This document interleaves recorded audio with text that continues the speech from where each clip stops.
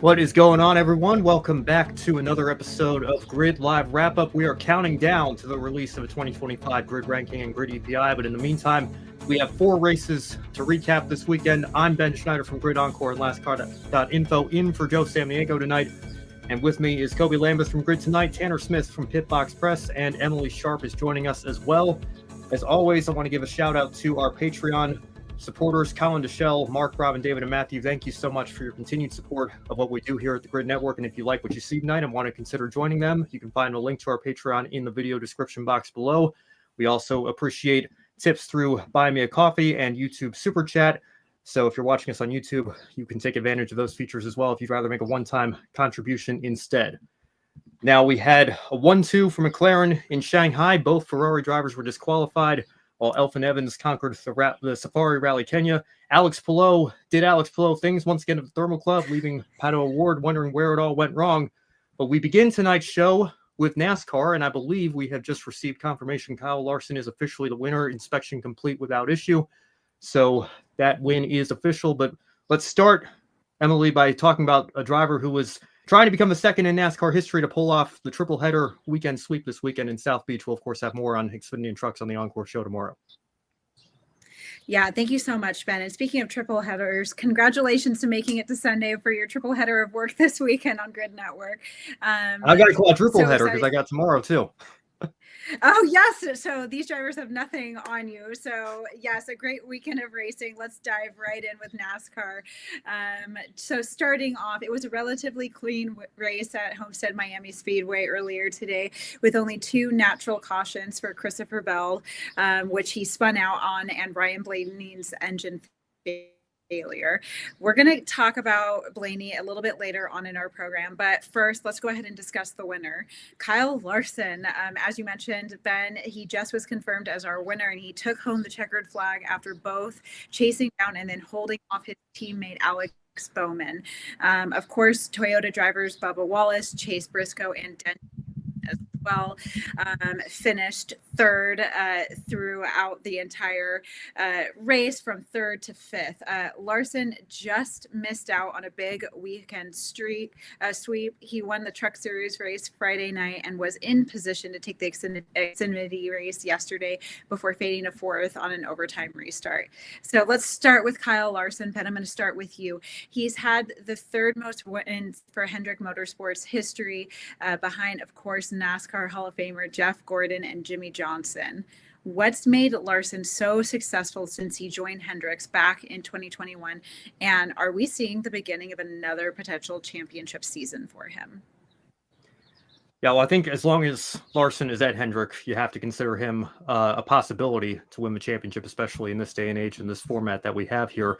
But I think the biggest thing for Larson is, with no disrespect to Chip Ganassi Racing, I think he finally has a support system surrounding him at Hendrick Motorsports that has allowed him to showcase his talent in full.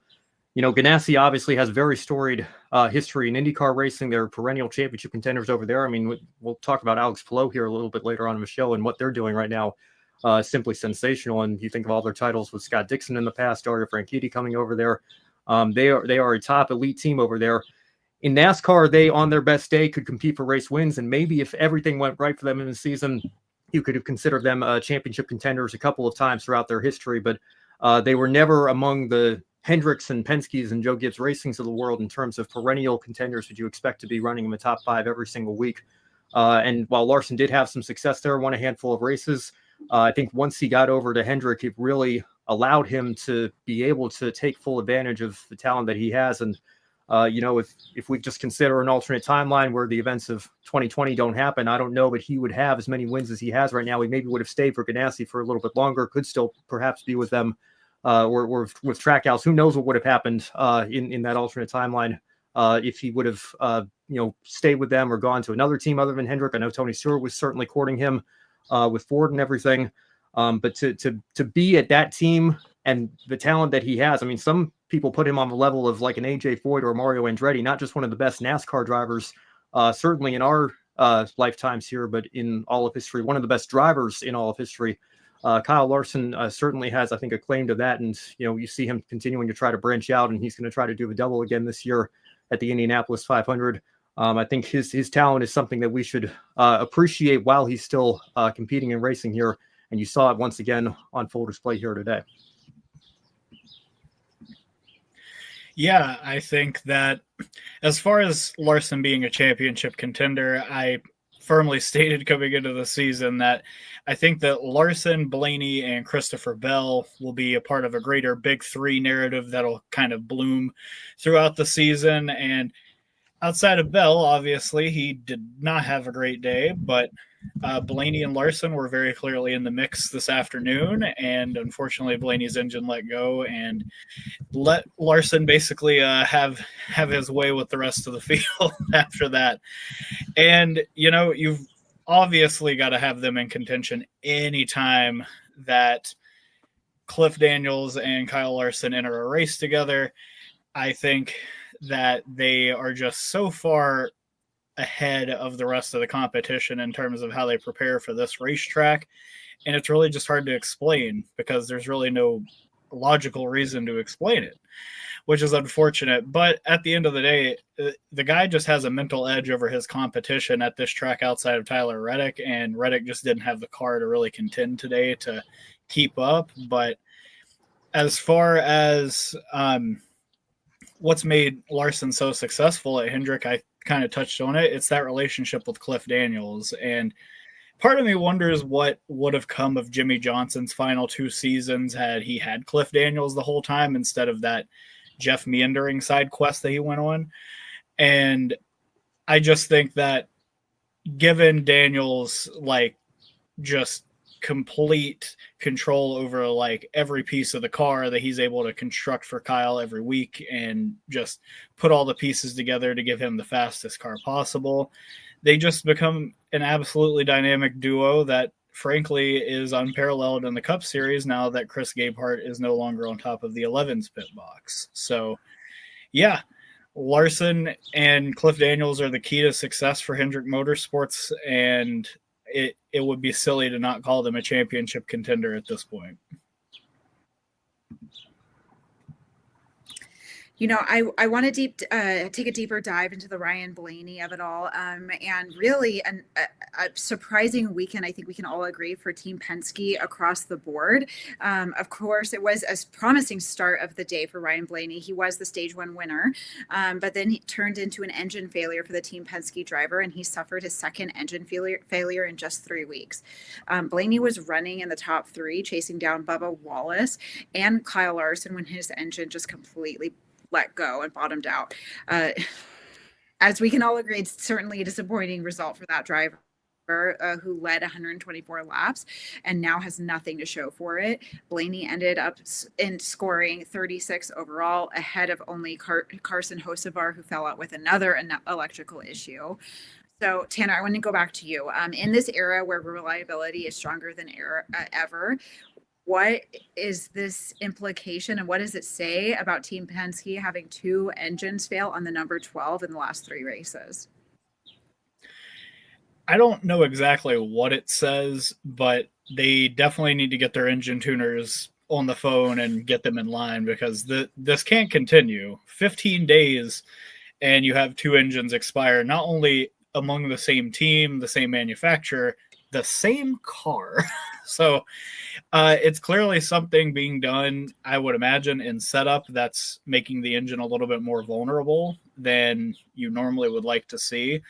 And it's really unfortunate for that 12 team because, as I stated in my power rankings that I do over at Pitbox Press, which you can go take a look at now, I felt that Blaney has had speed at practically everywhere except Coda this season, where none of the Fords really had any speed.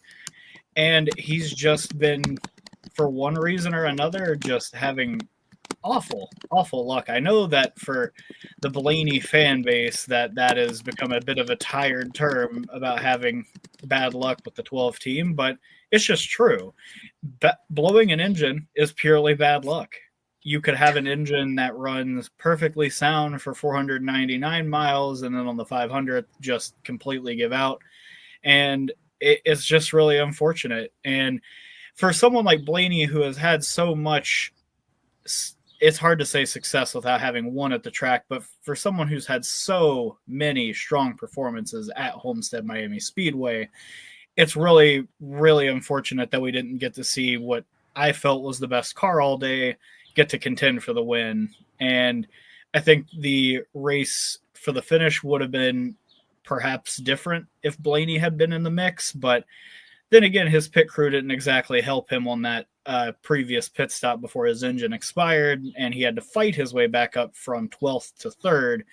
So, yeah, it's really unfortunate for the 12 team to end today this way. You do get to come out with a playoff point. That's obviously a great thing going into the postseason, which he'll undoubtedly make. But unless there's like a complete clear through line into what they had go wrong on both engines, I don't think there's anything we can really say, like, as people that aren't really, mechanically inclined to, really point at as far as what keeps causing these failures. So, yeah, it's a tough break for them. But again, it's race 6. We got 20 races for that 12 team to rebound, and they're going to Martinsville next week where they've won the last 2 fall races. So this should be hopefully a swift turnaround for them going into next week.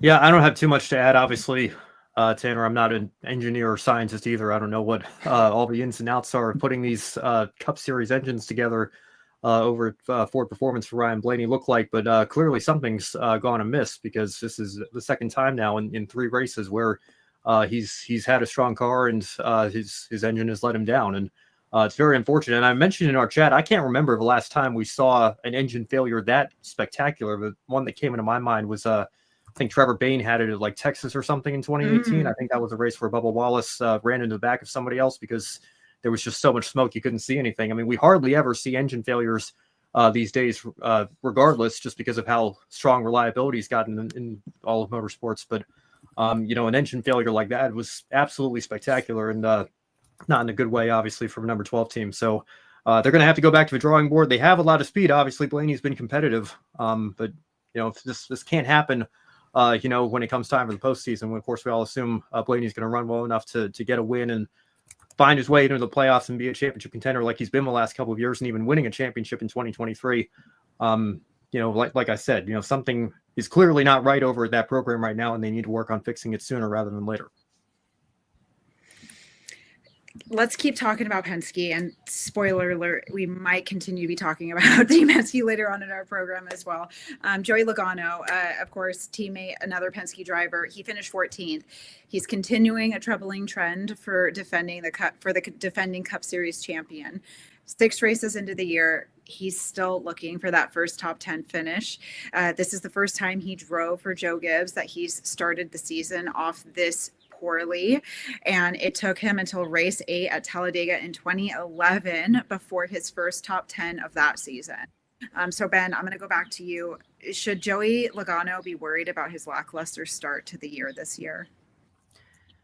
If we had a full season points format, I think the answer would be yes, but we don't have a full season points format. We have a format where you can run lackluster for the first 26 races and find a completely stupid way to win, like he did at Nashville last year on a quintuple overtime restart.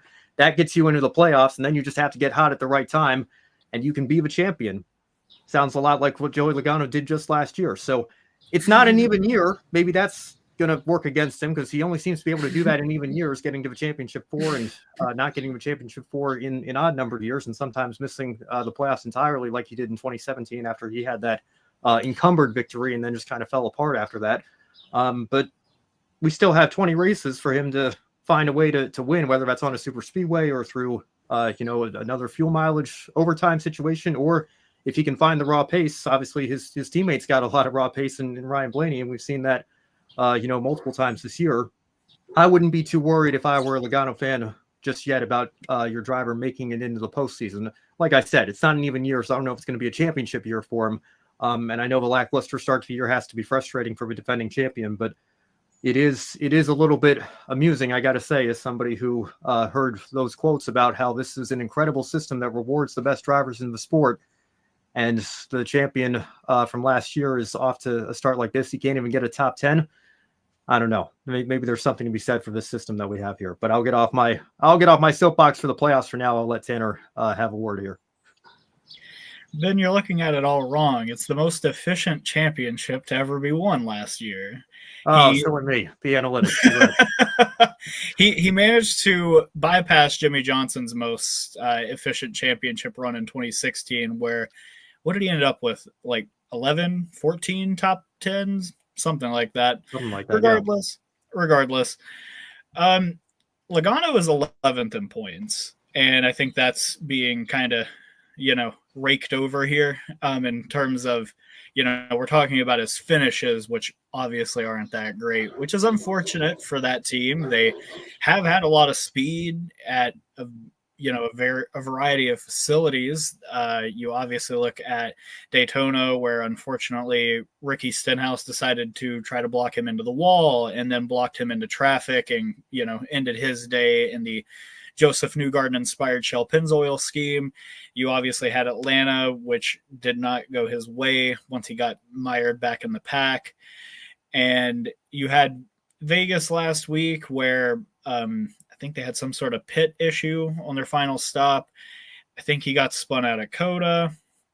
Then you have Phoenix, where he got dinged for that just tremendously awfully called penalty on lap 15, where he had to serve a pass through, and then it just ruined his strategy the rest of the race. But here's the thing. Again, 11th in points. This is what we're calling a lackluster result thus far. Yes, I understand he doesn't have a top 10 yet, but he's still rallying back in these races. I mean, today he was a lap down, 2 laps down at one point.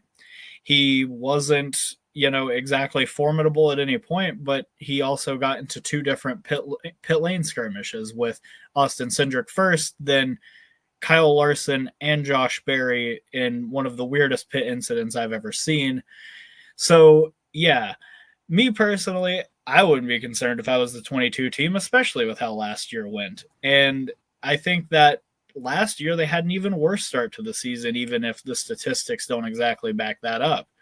So they could still reel 4 wins off here towards the end of the season.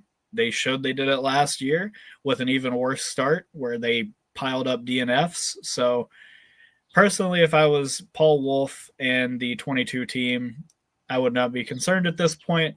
As I mentioned earlier, it's only race 6. I'd love to continue the conversation around another driver that a lot of fans, and certainly we've been talking about it, whether there should be concern about a lackluster start. Of course, I'm talking about Kyle Busch. Now, he's in the midst of potentially another lackluster stretch to a season with Richard Childress Racing. Last season was the first time in the 2 champions career that he went the entire season without picking up a single win. Now, while he's been showing that he has pace at times this year, and he certainly was in the mix for winning at COTA, he was a complete non-factor today. And at one point he was running outside the top 30, which again, potentially cause for concern. He's only managed 21st, while his teammate, Austin Dillon, of course, was fighting for a top 10 before fading into 13th. What is going on with Kyle Busch? Should he be considering looking elsewhere at the end of his deal at RCR? Tanner, let's start with you. If he hasn't been looking since that Gateway win, then I would definitely say he should start now. I don't know what happened to RCR since that first season and a half of the next gen car, but something in me is saying that because they helped develop the car, they had an inherent advantage over the bigger budget teams. So because of that, they had more speed at some places than others. But yeah, I don't really know what's happening over there other than what has happened since Kevin Harvick left. And I guess that even if you're an elite talent, I don't think you can carry a next-gen car better than where it's really supposed to place. I think that Kyle Busch still has, the capabilities of winning a race. I think that RCR probably still has the capabilities of winning a race, but they just really aren't showing the pace at these traditional tracks that give everybody the sense that they can continue to compete. And I'm sure that's really weighing on Kyle, especially at a place like Homestead, where he's won twice and obviously celebrated winning 2 championships after winning those races. So a lot of great memories going to this facility, and just not a whole lot to show for it after today. I believe a 21st place result, which might be a better result than they really probably deserved after they ran 32nd most of the day.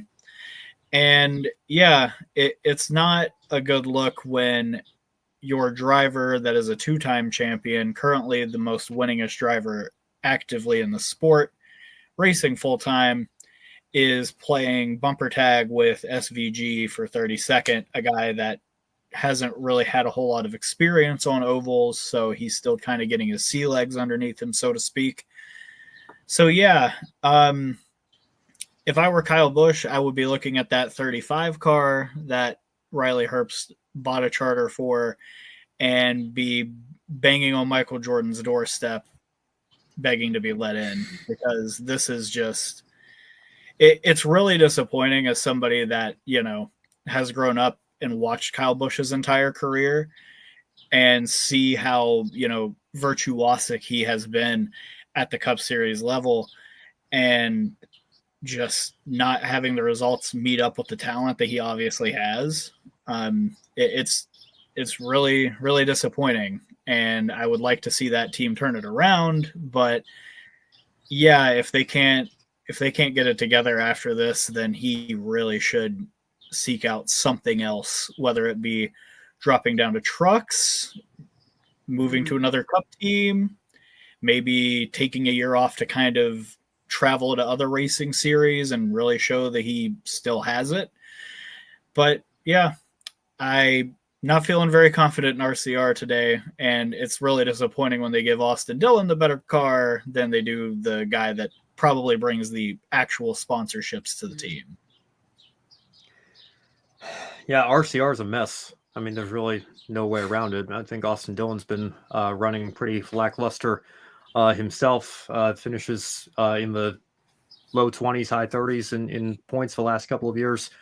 Obviously, he probably should have won that Richmond race last year on pace before Ricky Stenhouse happened. And then obviously we all remember the finish when he took out 2 drivers in 2 different turns to score that victory that didn't count for the playoff eligibility at the very least, but will still show in the record book. I guess that's been the highlight of his time with a next-gen car. I guess he did get that win at Daytona in 2022 as well. But Kyle Busch, obviously, when he first got to RCR, as Tanner was saying, it was looking like it was turning the program around. They won 3 races together in a very short span of time. It looked like Kyle might be a contender for a championship even.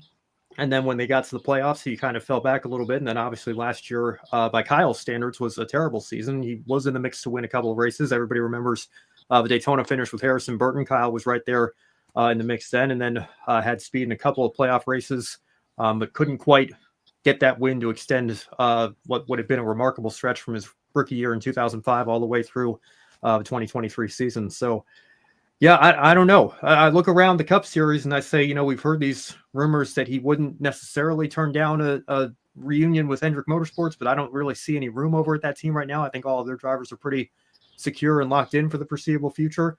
I get what Tanner's saying about 2311, but again, I think, Riley Herbst brings a lot of that sponsorship that allowed them to open up that third car. And I also don't see Tyler Reddick or Bubba Wallace necessarily going anywhere anytime in the near future either. And of course, Joe Gibbs Racing is where he had the majority of his success, but look at where the driver that replaced him over there has been running recently. Ty Gibbs has a lot of work to do to turn things around himself. So honestly, I think the most entertaining thing that Kyle could do for me would be go run for a Truck Series championship. I know he doesn't have Kyle Busch Motorsports at his disposal anymore. I don't know how close his relationship is with a team like Spire, if he could take one of their trucks for the full season, or if they'd rather use it to develop some of their younger talent. But You look at Kyle's record in the Truck Series. If he's not winning a race, he's in the top 2 or top 3 90% of the time.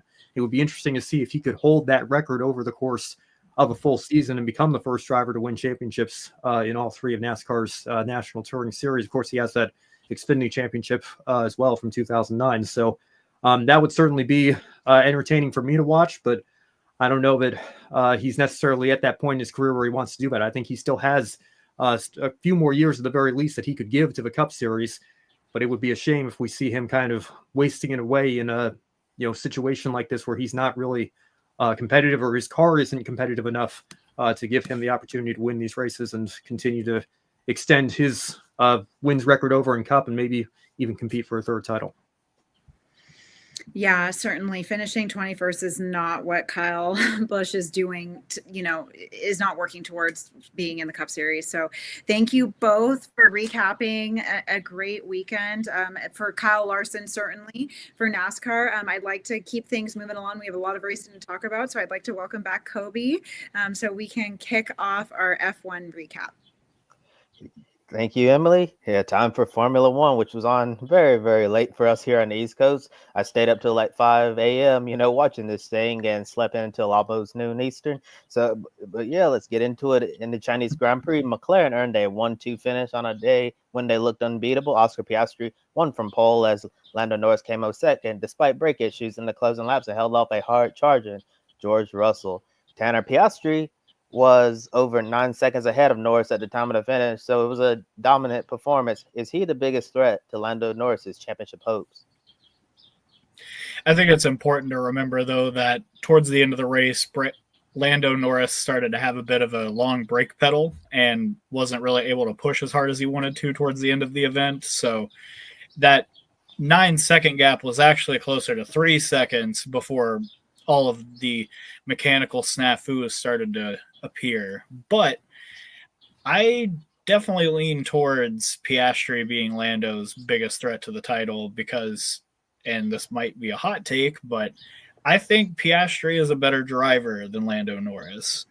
And it didn't take Piastri, 6-7 years to win his first GP like it did, unfortunately, for Lando. And yeah, I think that Piastri is a really strong driver. He did really well in the F1 ladder system to get up to Formula One. And he's done nothing but impress, in my opinion, since he's taken that second McLaren spot. And if it were me over at McLaren, I would probably it's a good problem to have, right? To have not only the 2 fastest cars, but what appear to be currently the 2 fastest drivers. But yeah, as far as Lando Norris's title hopes are concerned, I do think the biggest person standing in his way is actually the person that's standing right beside him. I don't necessarily think your take is a hot take, Tanner. I think these are a lot of discussions and speculations that are happening online amongst our crew here. I do think it's curious, and if Oscar would have come out and had, pole in Australia, finished on top of the podium in Australia, taken pole again here in Shanghai, and then of course, had a really dominant sprint race, and then, took the race in Shanghai, if we would be having the discussion as being the championship contender, or if McLaren would start viewing their drivers differently. I do think as of this weekend, we will still see Lando being the priority at McLaren. They've made comments in the past that he's the more tenured driver. He's there first. He has more experience. So it seems like that is the driver that they're going to back as their number one without explicitly saying so, because we all know that they have this papaya rule system where they treat both of their drivers as number one drivers outwardly, but there seems to be some sort of prioritization for Lando.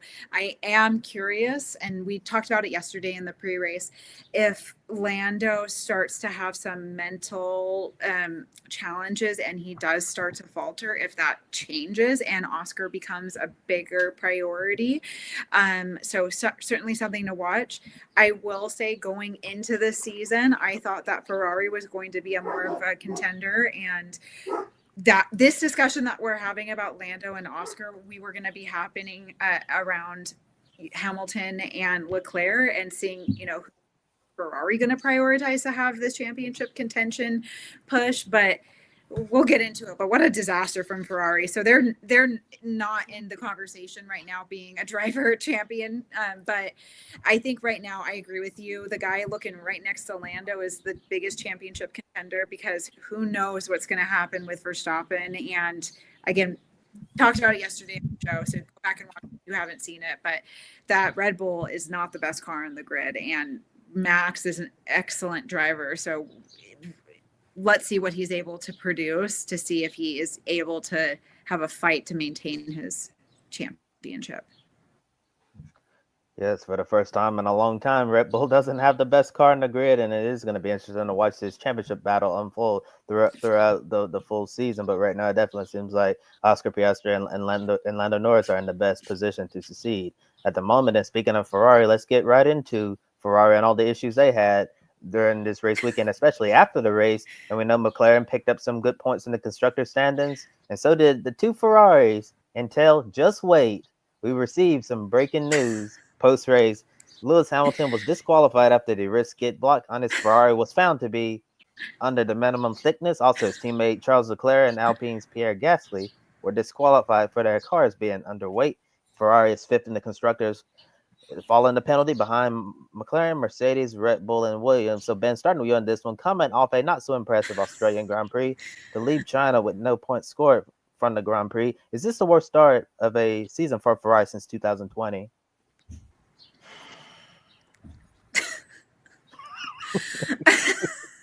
Oh no! Stephen A. Smith when you need him.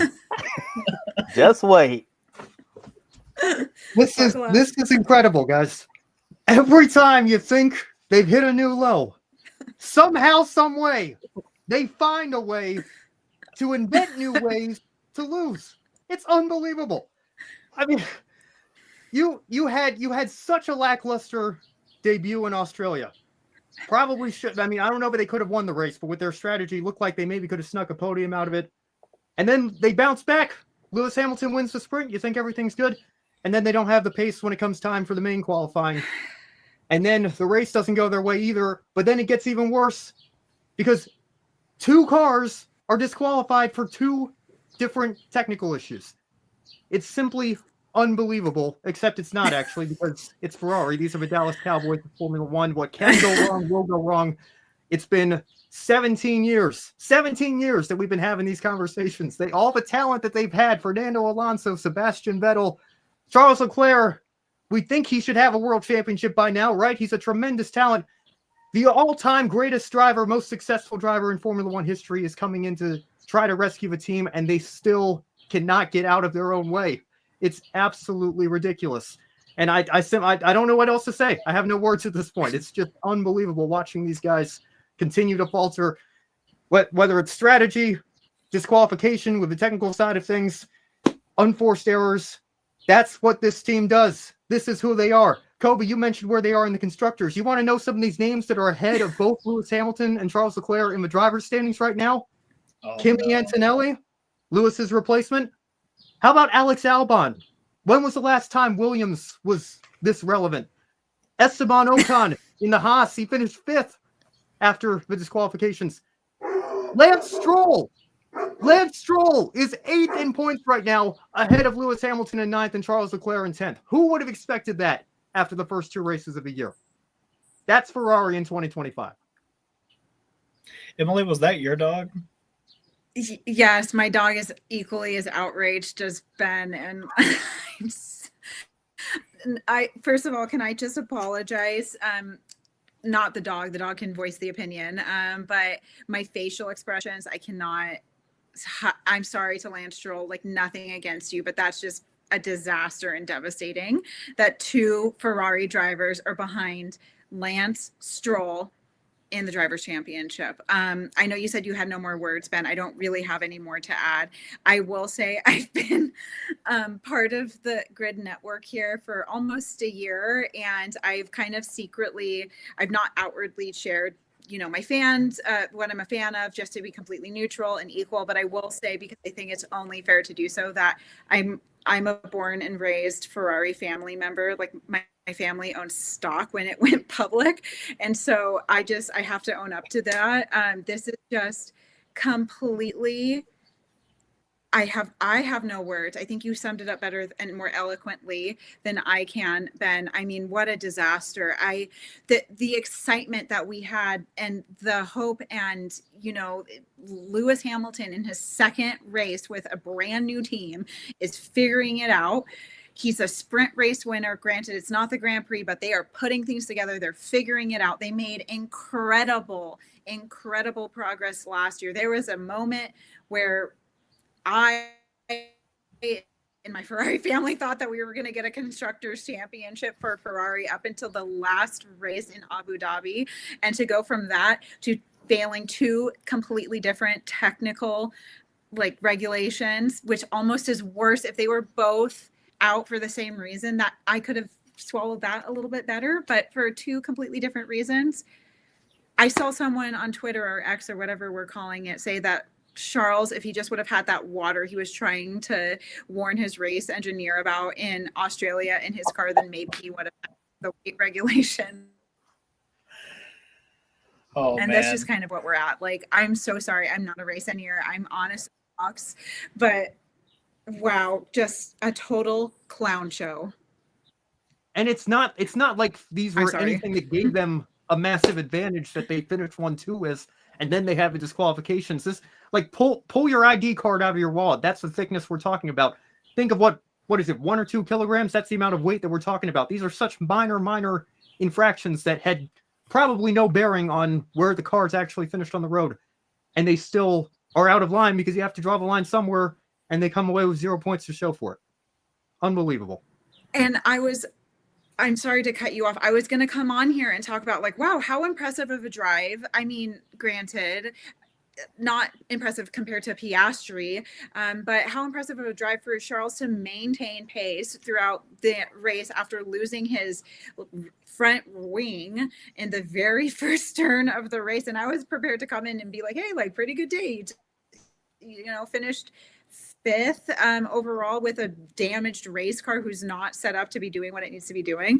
And for this to happen instead, holy guacamole. We could spend an hour just going around in circles of disbelief. So I'll pass it back to you, Kobe. Thank you, Emily. And I think we need to make a bet right now. Who wins the championship first? Ferrari with a driver constructors, or the Dallas Cowboys holding the Lombardi Trophy? I have a feeling. I have a feeling we're all going to be in nursing homes by the time that happens, but hopefully not. Ferrari will. Hey, I'll say this about Ferrari. At least they only have 9 teams to compete against, whereas the Cowboys have 31. But the Cowboys are also coming up on 30 years. It's only been 17 for Ferrari, so maybe it evens out that way. Well, Ben, they're gonna have 10 more to contend with next year. That's true, but it's all. But do they really have 10, or is it really just 2 or 3? Right? It's Mercedes and Red Bull and McLaren. Those are their main competitors, right? If they're not, if they can't beat, like, this is what we had the discussion in 2020 when you're finishing behind, you know, Renault at the time, now Alpine, or, you know, Racing Point / Aston Martin. Like, if those teams are beating Ferrari, if Lance Stroll, again, no disrespect, nothing personal. Lance Stroll is ahead of both your drivers in the driver's standings right now. That's completely unacceptable when you're driving for Ferrari. Yeah, definitely. And I'm thinking of another team that had an unacceptable weekend. I don't know what strategy Racing Bulls was on in the Chinese Grand Prix. I'm still confused as to what they were trying to accomplish there. And I jokingly said that the new team principal there, Laurent Mekies, he came over from Ferrari, so it kind of like he brought the Ferrari strategy department with him, or at least elements of the Ferrari strategy. I don't really understand what they were trying to accomplish. Really, unfortunate situation there with Isaac Hadjar. At least he completed his first full Formula One Grand Prix race, so that's a positive with him. And then Yuki Tsunoda looked like he was on to have a good, and then the front wing just magically broke. I don't understand how that happened. Yeah, so other than Ferrari, Racing Bulls is probably the one team that had a very frustrating day. And also, besides the disqualified Ferrari drivers, are also some surprises in the top 10. Esteban Ocon moved up to P5 following the disqualifications. Ollie Bearman, 8th place, so double points for Haas, which is a big surprise. Also double points for Williams with Albon and Sainz in 7th and 10th respectively. And then we already talked about him, Lance Stroll, 2 consecutive points finishes, 4 away from tying last year. So Lance Stroll is on a pace to get more points finishes than he had in 2024. And Tanner, bringing you in on this one, did any of these drivers convince you that they could finish in the points regularly on merit without any disqualifications, just basically gifting them points? I think Ocon had a very solid day. I mean, obviously he was going to get points regardless, but I was really, really impressed with Ollie Behrman yesterday. He was making so many passes out there. Like, I don't think I've seen an F1 car make that many passes in a race since probably, Verstappen at Brazil last year, where he, was completely overpowered compared to competition. But, yeah, Albon and Sainz. Albon seemed very confident in his car throughout the whole race. I know that they were telling him to, kind of baby his tires there in the opening stages, and he was just like, I'm good. I'm driving real smooth and fast. It's fine. Leave me alone. And clearly that worked out for him. The smooth operator, obviously, he didn't have the best day, but because everybody else ahead of him got axed, he was able to score points. But I don't feel like that's going to be how Sainz is the whole season. I just don't think they had the car set up for him well this at China, so I'm not too concerned with how he's going to do writ large. Lance Stroll, I hate to dogpile, but that probably won't happen too many times the rest of the season, to be honest. But yeah, as far as the ones listed here, the Williams, I think it actually looks really fast this year, and I expect them to be a pretty consistent points earning team, maybe even getting double points every now and again. As far as Haas is concerned, I think that they are going to get stronger throughout the season as Behrman gets more acclimated to the car. And I think Ocon's obviously a very steady and consistent driver, and obviously he's proven that throughout his career. So I kind of expect Haas to be in that same category with Williams as the season progresses. But as far as the Aston's concerned, I don't have a whole lot of faith in them outside of Alonso, and that I'm not trying to dunk on Stroll too hard. I think he obviously has somewhat earned his way out there to some extent, but it's really I don't think he puts more into the car than it gives him. So you can take with that what you will. But yeah, I think that most of these drivers make some sense to be in the points and probably will make their way back into the points multiple times this season. But Lance Stroll, he's got to be happy with the points today. I think you're muted, Ben. Sorry, thank you, Kobe, and sorry, I'm still getting used to the controls here. It's been a while since, like I said, I've got 4 people on one stream, and I've been in control of everything here. But we're making it work here. Tanner, to your point, I'm not going to go full rocket-powered Mohawk on Lance Stroll or anything like that. I mean, I certainly, again, it's nothing personal or anything. I just when your dad owns the team, and this is an anomaly for you, and you've been so far behind. I mean, I know Alonso's a tremendous talent, but you've been so far behind your teammate, and that's really been the entire story of your career. And I know on his best day, he did have that pole in Turkey, and he had some flashes of brilliance with Williams. It was really kind of unfortunate. He kind of got to Williams right as they were, descending back down the order. I know they kind of flexed their muscles a little bit when the new regulations came in 2014. Bottas and Massa had some podiums, but and Stroll had a podium as well in Baku, to his credit. But on the whole, on aggregate, looking at his entire career, he's going to have to show me more than just 2 races to start the year, finishing in the points, one of which was thanks to a double disqualification on the part of Ferrari, in order to, show me that this is going to be a regular occurrence for him. Or, we'll see where Aston Martin is in, their car, where they end up in the constructors pecking order this year. But if he can stay close to Alonso, like he was in Australia, I think that would be a step in the right direction. Of course, we didn't really get to see what Fernando Alonso could do this weekend because he had that, engine failure very early on in the race. So that was an unfortunate deal for him. But, I've been very impressed with Haas. I was obviously impressed with Ollie Behrman and the job that he did stepping in last year in some difficult situations as a reserve driver, and Esteban Ocon as well. brilliant result. Anytime you can put a Haas up in the top 5, I think you're really getting as much out of a car, or even a little bit more than what's realistically possible. And Williams, again, I think this is the strongest lineup that Williams has had probably since the Bottas-Massa era. So Alex Albon's off to a tremendous start this year. And again, Carlos Sainz, I think it's like with Lewis Hamilton, I was saying, probably going to take a little bit of time to get used to that new environment. But once he does, we just saw with Lewis winning the sprint this weekend, once he's able to maximize what that car is able to give him, I think he could be right up there with Albon as well, consistently battling for points. So Williams, I think, is in good shape. Haas, I think, is on the up as well. Again, nothing personal against Lance Stroll, but can you show me a little bit more than just 2 races to start the year? Once you can do that, then we can have that conversation, I think. Yeah, it would be very interesting if Lance Stroll ended up being one of those drivers who just magically, just got better later in his career. I know we've seen this in different racing series where a driver will be around for a while.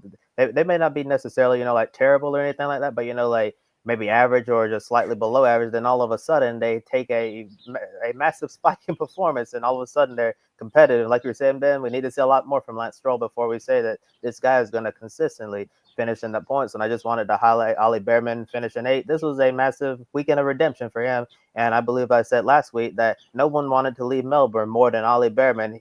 I think he was involved in so many incidents. I don't have enough fingers on one hand to count them all, because it was just a really horrible weekend for Ollie Behrman. Anything that could go wrong went wrong last race weekend, but he came to Shanghai, did what he needed to do. He even passed Liam Lawson, who we'll talk about later on, and he said ciao on the radio. Yeah, so Ollie Behrman's confidence is back after a weekend in Melbourne where you could say he'd been a rookie driver in Formula One, that it could kill your confidence, but he showed that, he didn't lose anything, and that was just an uncharacteristically poor weekend for him, and he showed in China why Haas decided to give him this seat, because he has a lot of talent and potential, and I do feel really confident with both Williams drivers being able to finish in high in the points. Well, I don't know if they're going to be finishing on the podium or winning races or anything like that, but I definitely think that they can finish in the points week in and week out, unless they have something go terribly wrong. And I also think having Carlos Sainz there, is only going to make Alex Albon a better driver. I know he's been the number 1 driver at Williams for the last couple of seasons, and now you have someone like Carlos Sainz who's more up to his caliber, can really push him and bring out the best in both of them. So really looking forward to seeing what an Albon-Sainz partnership at Williams is going to look like throughout the course of a full season. And we've talked about a handful of the teams, and let's talk about a different team, as every team has scored points this season after 2 races except for one, and that team is Alpine. Jack Doohan is 18th in the driver standings among 6 drivers who haven't scored points yet. We know there have been rumors of him being on the hot seat, and like I predicted on Grit tonight, when something went wrong for Jack Doohan, we were going to see the camera shots of Franco Colapinto, and that's exactly what happened. In Alpine garage, when Doohan's car stopped on track in practice, Doohan also picked up 4 penalty points throughout the weekend. He received 2 during the sprint race for colliding with Gabriel Bortoleto, and another 2 in the Grand Prix for forcing Isaac Hadjar off track to go along with a 10-second time penalty. And remember, if Doohan gets 12 penalty points in 12 months, that'll end up being a 1-race ban. Emily, has that pressure on Doohan intensified, considering the team has no points and his disastrous home Grand Prix weekend in Australia? Yeah, I was getting visions of K-Mag with these penalty points racking up in one weekend. I have to agree with you, Kobe, that this pressure is absolutely mounting on Jack Doohan. Of course, there's been so much speculation that Franco Colapinto is ready to be put into his spot as a full-time driver with Alpine, not just a reserve driver, and speculation around that, well, Doohan is going to have an opportunity to prove himself, but then the first chance that things start looking sour, like, we're going to go in with Colapinto and make a driver swap. And it just went from bad to worse the start of the season as a whole. But if we zoom in and look at this weekend specifically, obviously in the sprint, he had that incident with Bortoleto that gave him some penalty points. Then in the Grand Prix, he had a 10-second penalty and additional penalty points with Isaac Hadjar. So it seems like he's fighting for his life out there and driving very sloppily and like not making really smart decisions and just trying to make decisions for placement adjustment, which you got to look at the long game, but his long game may be 1 or 2 more races. Yesterday, we were having a discussion of, Liam Lawson, and I know we're going to get to him. Liam Lawson now has turned into the most under pressure driver, but I think Jack Doohan, he really just needed to have a solid day for Alpine. Of course, an Alpine result, which would be ideal, is finishing points, but realistically, finishing, right outside the points in 10th or 11th. He's currently 18th in the driver's standings, and that's including after Ferrari disqualification. So sorry to keep using the words disaster, but a disaster. He was off Piastri by 90 seconds. Carlos Sainz, prior to the penalties, he was off by 2 seconds of pace. So he's not even having the pace in the car. It's so unfortunate because he was so successful in F2 and had such high expectations. And I feel like if, Franco Colapinto didn't have his opportunity to come in and make a lasting impression on us last season, he would have a little bit of an easier time getting his bearings underneath him as a rookie. But then again, bringing up Ollie Behrman, who had a great weekend this weekend, and Kimi Antonelli, who had 2 back-to-back solid weekends. He's not living up to, even his fellow rookies' performances. So super unfortunate. Obviously hoping he can get it together, because I do think Jack Doohan has talent, but I think we're gearing up for a driver swap at Alpine. Well, Emily, I'm glad you brought that. Or sorry, I jumped ahead. Tanner, go ahead. No, you're good. Go ahead. I wanted to touch on what you said about Colapinto and Alpine, because we're hearing these rumors, and we'll get into Lawson and everything a little bit later as well. But I just saw an article from the Spanish version of motorsport.com. They are reporting that Racing Bulls is in talks with Colapinto to potentially have him step into their car should Yuki Tsunoda take the place of Liam Lawson at Red Bull. So it wouldn't just be a driver swap. Lawson would be out of Formula One entirely, at least on a full-time basis, should Colapinto get loaned out. So we can get into the whole Red Bull situation a little bit later. But we could see a massive round of F1 driver musical chairs if that were to take place. Indeed, we would. Good Lord, wow. That is a whole lot. So, first of all, it doesn't necessarily have to be Colapinto. It could be any of their other 3 test drivers that they have on their roster. Let's not forget that. But, yeah, the pressure on Jack Doohan is definitely mounting, and it's kind of unfair to him. Like, let's be honest. Like, for you to finally have your dreams come true and you're on the F1 grid, you're one of the 20 best drivers on earth. And I say that with scare quotes because, let's be honest, are the 20 drivers that end up on the F1 grid really the pinnacle of motorsport when they're having as many mistakes as they had last week? I think we got to have that with take it with a grain of salt. It's more of a, we have the best burger in the world kind of thing when you go to a local restaurant. Now, my thing is, I don't know what the pressure of being a Formula One driver or even being in that ladder system is really like from a personal standpoint, but I'd have to imagine it is pretty excruciating. And like I said, to have all of your dreams come true, to make it to the F1 grid and just not have the best 2 weeks of your life, and then you have people, even before you take a lap around any F1 circuit, basically have your job already being in jeopardy.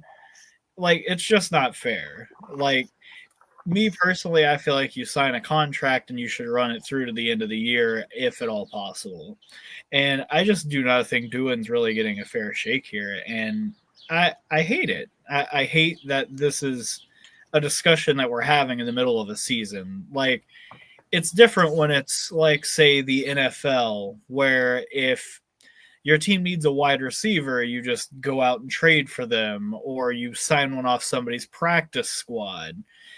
F1's a bit different. All these drivers, they're so specialized and so elite in a way that they almost seem irreplaceable until you obviously look at their ladder system where they have an entire mill of drivers to choose from. And I just don't think for someone like Doohan, who, I mean, obviously he had a rough weekend this weekend and at his home GP last weekend, that don't inspire confidence. But when you're under duress because your job is in jeopardy, how exactly are you expected to perform under those conditions when you haven't really driven an F1 car before at speed outside of Abu Dhabi last year? And then you come into this year, it's a completely new car, and you're expected to learn it and get your feet underneath you at the same level that Pierre Gasly's at. And we're talking about somebody that's an F1 race winner with the Racing Bulls, and they were AlphaTauri at the time. Not like that matters, but yeah, the whole thing, it reeks, but that kind of follows Flavio Briatore, if I have to be honest. And yeah, it's just, it lacks decorum, and frankly, I hate it. Yeah, and of course, Gasly disqualified from the race too. Everybody's talking about Ferrari, obviously, but there were 3 disqualifications from the results this weekend. So, really not good weekend for Alpine across the board. And as Kobe mentioned, still looking for their first points. But yeah, I mean, I don't have too much to add. We'll obviously get into the Red Bull Racing Bull situation, in just a moment here. But I don't know. I mean, again, if I know Alpine has.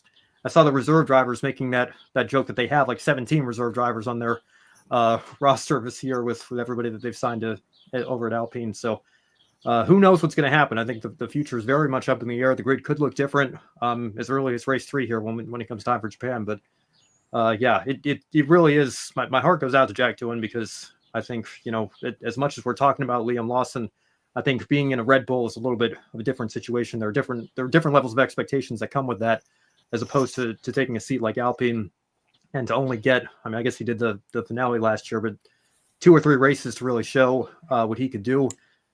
I don't know, but that's enough time, and really it wasn't even that, because we were hearing these rumors, before we even got to Australia that, it could be as early as round 6 or something that Colapinto steps in that car, when, not if. Obviously, if this motorsport.com report is accurate, that could, totally change if they decide to loan him out to the Red Bull family of teams here for that situation. But we'll just have to wait and see. Yeah, definitely we'll wait and see. But I totally agree with you guys. It's unfortunate the situation that Jack Doohan finds himself in. Can you imagine getting hired for a job and then your boss basically tell you, we don't really want you here, but if you screw up, make just one big mistake, we're going to fire you and move on, So you can't really expect anybody to perform well under this type of pressure. And some of the mistakes that we've been seeing from Doohan so far in the first 2 race weekends, I have a feeling that may have something to do with the type of pressure that he's under, because just even the slightest thing goes wrong, that's like a strike on him. And then Flavio Briatore is, going to be licking his chops, so he can put in his driver Colapinto, who's clearly, one of his favorites out there. And I just really hate the situation for Jack. Maybe he'll somehow hang on for the rest of the season. Who knows? But given, the rumors we've heard, and Tanner, you brought up the fact, that even before the season, we were talking about Jack Doohan potentially being replaced. And it really stunk for him at his, the preseason, press conference. Instead of asking him questions about, your rookie season in Formula One, you have journalists asking him questions about whether or not you're going to be in this car, throughout the season, or even throughout the first few races of the season. So this is an unfortunate situation that he's in, and we'll see, what Alpine decides to do moving forward. But I agree. I think it's way too soon to, be sticking a knife in Jack Doohan's back before you really get to see what he can really do. I think if he didn't have so much pressure under him, we might see a much better version of Jack. But, as the mistakes and penalty points pile up, Flavio Briatore is going to be loving that, because it gives him more justification, in quotes, to put Franco Colapinto in the car. That's not saying anything bad about Colapinto. I think he's an incredibly talented young driver, and I think he deserves to be in Formula One. I would just hate for it to happen under these circumstances. And we're also following the developments regarding Liam Lawson's future, as we've already talked about, as a Red Bull driver. After only 2 race weekends, Lawson failed to make it out of Q1 in both sprint and Grand Prix qualifying. He didn't score points in either race. During the Grand Prix, he was running 17th ahead of the 2 Saubers and Alonso, who was the only retirement of the race. At one point, the camera showed Lawson's Red Bull getting passed by Ollie Behrman in the Haas, and and like I said earlier, when Behrman went by on radio, he said "ciao," because I'm sure that they really injected some ice in Ollie Behrman's veins, to be able to pass a Red Bull and a Haas. But once Yuki Tsunoda had that front wing failure, forcing an unscheduled pit stop and receiving this time penalty, plus the 3 drivers who were disqualified, this promoted Lawson to 12th place. So despite all of that I just mentioned, Liam Lawson still wasn't good enough to get promoted into the points. And according to Autosport, Red Bull is starting to have discussions about another driver swap, with Lawson potentially returning to Visa Cash App Racing Bulls and Yuki Tsunoda getting promoted to Red Bull as soon as the Japanese Grand Prix, or as that article that Ben just alluded to, Liam Lawson might get just fired altogether, and out of Formula One, which would be insane. And after a second disappointing weekend, Lawson said he needs more time to adapt to the car, but he also acknowledged that he doesn't have that amount of time, to actually get to learn the car. Ben, would it be insane in your opinion for Red Bull to give up on Liam Lawson after only 2 race weekends, or should he be given more time to prove himself? It's tough to think of the word insane and talk about the Red Bull situation when you think of this team's history. And like I mentioned on yesterday's pre-race show, you can go all the way back to when Max Verstappen was driving at Toro Rosso at the time, and they weren't afraid to demote Danny Kvyat after just 4 races in the 2016 season. So these mid-season driver swaps have been rumored sporadically since 2016 between their 2 teams here. What was insane to me was giving Checo Perez that 2-year contract extension in the middle of 2024. And then what was even more insane was, and maybe their hand was forced because they did that, but letting the situation drag on as long as they did when they've been notorious for making those swaps, whether it was Verstappen for Kvyat or Albon for Gasly in 2019, 2020, in that situation there. It was insane to me that they were letting Checo continue to struggle and fall off the pace. And what did we say? It was 45 points across the last 17 race weekends. That was less than 3 points per race that he was scoring, and they still let him finish out the year. And then you're going to turn around and you're going to promote the guy who only has half a year's worth of Grand Prix, maybe not even. Now we're up to 24 races per year. Forget exactly what the number of starts was off the top of my head. I feel like it was in the 9 to 10 range that Lawson had between his call-ups and everything. But he's the guy that gets promoted over your driver who's impressed in AlphaTauri and Racing Bulls and has been there for 4 full years. What more did Yuki Tsunoda need to do? And now we're at the start of 2025, and we're talking about Liam Lawson. I mean, 20th place. You can't get any lower than how Liam Lawson has started the year. I don't think it would be insane to acknowledge we made a mistake. We should have promoted Yuki. Maybe Liam wasn't ready yet. He needed some more experience. That would not be insane. What would be insane is what motorsport.com is reporting, that they would just draft in Colapinto and they'd have to negotiate that with Alpine now that he's contracted over there to be a reserve driver, to take him in on loan. And then Lawson would be out of Formula One entirely again, at least as a regular race driver. Maybe he would still be on as a reserve or something like that. But if they drop him entirely, it may be one thing if he just gets sent back to Racing Bulls. But if they drop him entirely, that is absolutely insane. And I would feel my heart would go out to him, because again, I think when you talk about who's been in that seat since Daniel Ricciardo, all 4 of them have had moments where you look and say, they're not maximizing what they should be getting out of that car. They're not performing. We don't need them to be matching Max Verstappen, but we need them to be fighting for points on the regular at the very least, and probably should be able to score podiums on their best weekend in that car. And of course, Checo won a handful of races, but it caught up with him towards the end there, like we all remember from last year. At a certain point, you have to look at it and say, maybe it's not the driver. And to the point that I was making on yesterday's show, I don't know that I would want that seat right now if I'm Yuki Tsunoda. Yuki seems confident in his ability as a driver, and good for him. He should be confident in his abilities. But given the trajectory and history of that car the last several years, I'd be nervous for him if they make this switch. And it sounds like, these rumors are getting more intense by the hour here. Who knows what's going to happen? But if they drop him entirely and he's out of Formula One entirely, that would be insane, even by Red Bull standards, which are already insane enough. Yeah, I agree with you, Ben. I think that would be the more shocking than the latter of him just being replaced at Red Bull. And I just want to put this and have a mic drop moment, similar to Ben's mic drop moment about the Ferrari's disqualifications.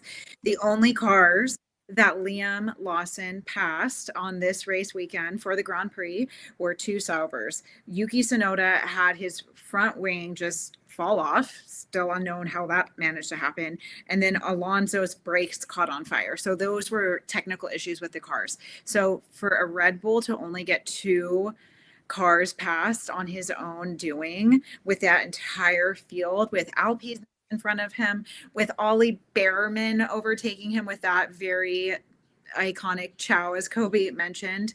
That's just, again, devastating for Liam Lawson, a disaster for Red Bull.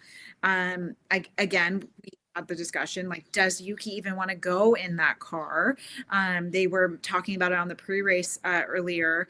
Let's see what Max Verstappen does in a racing bull. Like, curious to see, like, if that car truly is that much better than a Red Bull and like built better. Is Max Verstappen going to be, taking that car around and making, more of that than the current car that he's in a Red Bull?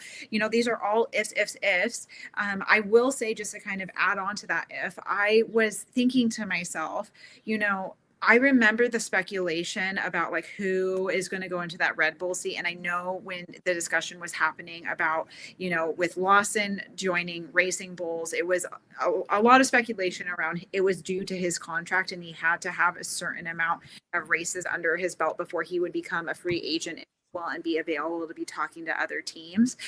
So I'm started to think again, I wonder if they put in Lawson to see if if there's any talent there, because to your point, Ben, what more does Yuki Tsunoda have to do? He is consistent. He is, not all the time, not every race weekend taking away with positive points, but there a lot of the times he's getting a Racing Bull into Q3.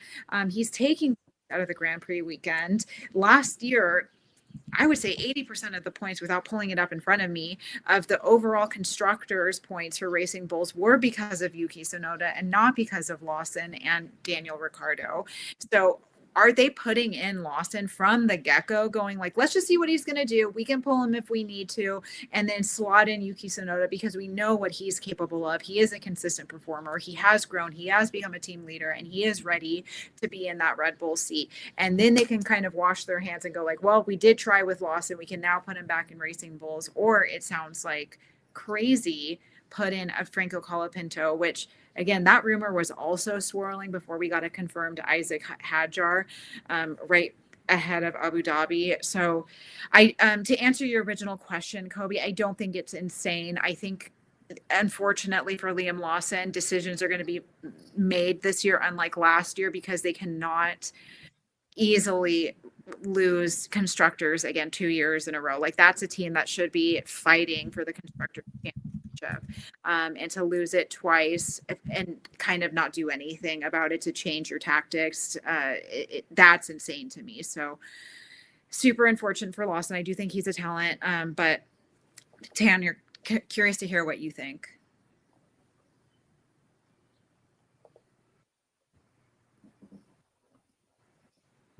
I think you're muted, Tanner.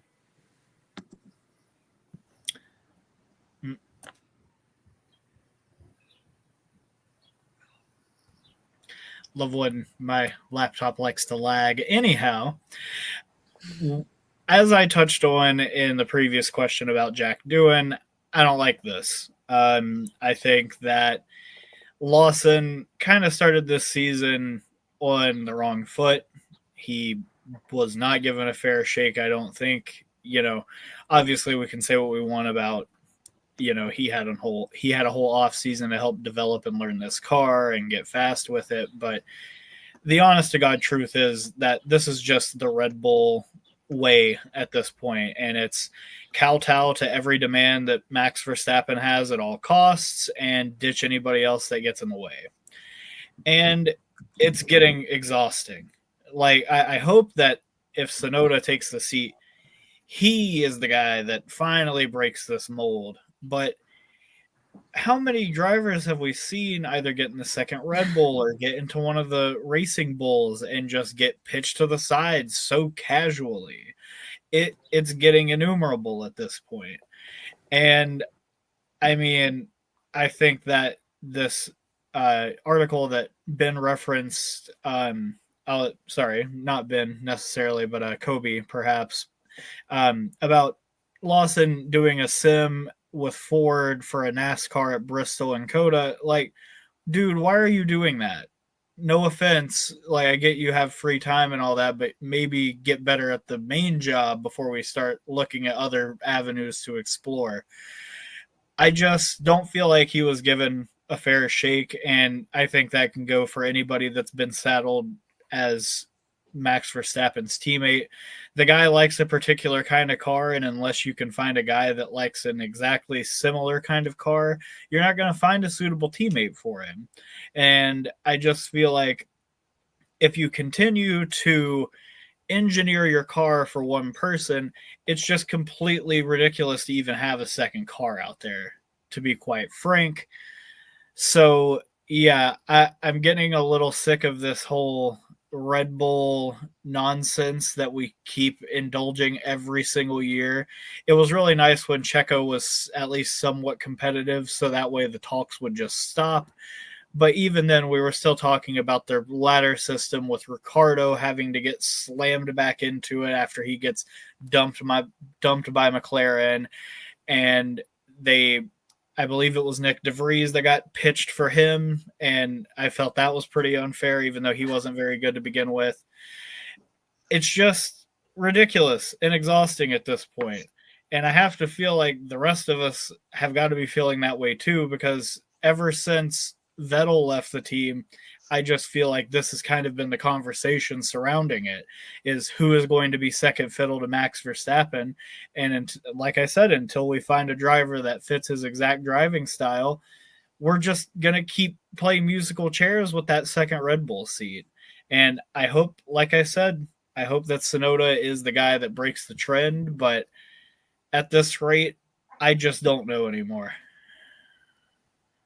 That's right. I completely forgot about Nick DeVries. I mean, that just shows you how much has been going on at that program. But I just looked up. I got Liam Lawson's career stats here. 11 starts. He filled in 2023 and then finished 2024.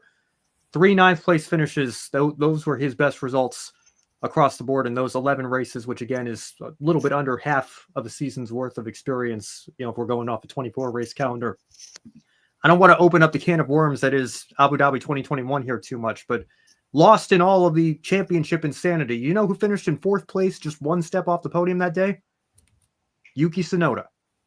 He finished his rookie year just off the podium at Abu Dhabi and has continued through the 3 years that followed to be in the points about as often as not, or competing for points as often as the AlphaTauri car has been capable of getting him in those positions. And again, to Emily's point, I just don't know what more he needed to do to get that promotion to that second seat when it became available, or what Red Bull was thinking when they gave it to a guy that had less than half a season's worth of experience when he had been in their family for over 4 years at that point. So again, there's a lot of layers to this situation. I don't know what exactly is going to all unfold here, but I think Red Bull's in a very difficult situation right now, and unfortunately they only have themselves to blame for it. Yeah, definitely. And Red Bull always seems to put themselves in this difficult situation. All they had to do was announce over the offseason that we're putting Yuki Tsunoda in that second Red Bull. We're going to keep Liam Lawson at RB, and continue to get him some more experience. And all of this could have been avoided. So if and when they do this driver change, we're going to be asking ourselves, like, why didn't you just do this over the offseason instead of now? It just makes no sense whatsoever. And I would honestly not be surprised, given that it's Red Bull, if Yuki Tsunoda gets the seat by the next time we're racing. And it would actually be a big deal to have, Japanese driver Yuki Tsunoda racing a Red Bull at the Japanese Grand Prix. And I think that would definitely, get everybody in the media, especially Japanese media, talking, heading into that race. So I think if Red Bull wants to be wants to be at the top of the headlines, that may be something that they want to do. But I personally think that Liam Lawson should get more time. But as he said, especially when you have someone like Helmut Marko, leading the program, you're not going to get time at all, because Marco's one of the most cruel businessmen in motorsports that there is. He doesn't care about feelings. I've talked about this on these shows before. You mentioned Nick DeVries, Tanner. Nick DeVries got dropped right before his home Grand Prix. He didn't even get to run one Dutch Grand Prix in Formula One, and that just tells you how cruel it is. You want to add something, Ben? And then Daniel Ricciardo broke his wrist, and they put Liam Lawson in the car. They still didn't let him run his home Grand Prix. I totally forgot about that. That just shows you how cutthroat Helmut Marko and the entire Red Bull department is, and especially looking at Liam Lawson. If you remember, after he finished his F2 career, he spent a year in Super Formula waiting for a seat in Formula One to open up, and when he ran in Super Formula, he was competitive at Suzuka. So this is the home of the Japanese Grand Prix. This is a track he knows. And looking at Australia, and Shanghai, these are not two tracks that he knew. So I think it would be a good indicator of what he could do. Bring him to Suzuka, a track that he's seen before, and just see if he can try to get something going. And if not, then maybe you start thinking about a driver swap. I just really hate to see a young driver like Liam Lawson be put in a position like this, because it's not just talent behind the wheel; it's also up here in the mind as well. Because think of what this is doing to Liam Lawson's confidence as a driver. Once you lose that confidence, we've seen it time and time again in Formula One. Once the confidence is gone, then it's basically going to be game over. And if Liam Lawson, continues to, not have good race weekends, assuming he's going to be in the Red Bull for at least a few more races, it's not going to be good for him overall. Yeah, just as I said, we're doing just an unfortunate situation all around. And if we don't have anything else to say on Formula One, I believe we'll shift gears to the NTT IndyCar Series. That was Lawson's first race, was the Dutch Grand Prix, which should have been Nick DeVries' home race. So just again, to your point, Kobe, just an absolutely ruthless culture over at Red Bull. We'll see what happens. Yeah, definitely. And now kicking off the 2025 NTT IndyCar Series season with back-to-back wins, Chip Ganassi Racing and Alex Palou found a way to get around Aaron McLaren's Paddle Award to win at the Thermal Club. For most of the race, it seemed like it would end the same way the Chinese did, with a McLaren 1-2. Once Palou got around Christian Lundgaard for second place, he had his eyes set on Award, who had a huge lead of around 10 seconds. Palou was on the alternative Firestone Reds, while Award finished on the primary blacks. The three-time IndyCar champion caught Award in the final laps and made the race-winning pass with 10 laps to go. Emily, is this starting to look like another year where everyone is going to be chasing after Alex Palou? Yes. I mean, we were so confident going into his out of our pre-race show yesterday that it was going to be Alex Palou's weekend. Of course, we filmed that before the qualifying ran for IndyCar.